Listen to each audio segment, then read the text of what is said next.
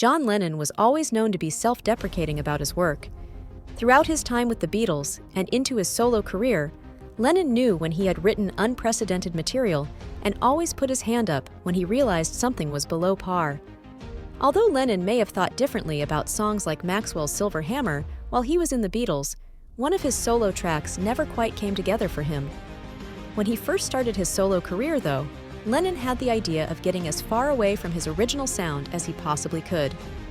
Becoming immersed in the avant-garde scene, the first official studio albums to feature Lennon's name were the experimental projects with Yoko Ono, featuring random noises and avant-garde approaches, to recording that would stand out as jarring noise to most of the public. After the band broke up, Lennon's immersion in primal scream therapy led to him making songs that were more open about his feelings, putting his soul into the grooves of albums like Plastic Ono Band. While the public embraced him on his massive album Imagine, things started to go south when he began making different pieces with Yoko Ono. For the first time since their union, Sometime in New York City marked the first significant downslide in Lennon's career, featuring songs that were kneecapped by ramshackle production or deliberate subversion of the genre with Yoko, adding her trademark screaming technique to otherwise decent tracks. Seeing their presence in each other's work as destructive, Lennon and Ono would eventually take a break from each other, leading to Lennon working on Mind Games. Informed by the loss of Ono, Lennon is still working out his emotions throughout the album, from the apology song I Sumasen to rockers like Meat City. Although the album is home to some beloved deep cuts from Lennon like Bring on the Lucy, Only People never sat well with him once it was finished.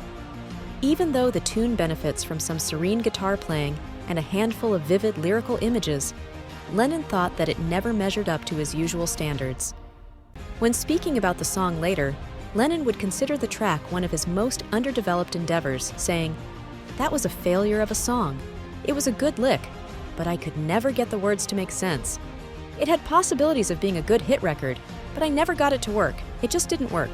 While Lennon wasn't a fan of how the song played out, it's easy to see where he's coming from when looking at the rest of the album.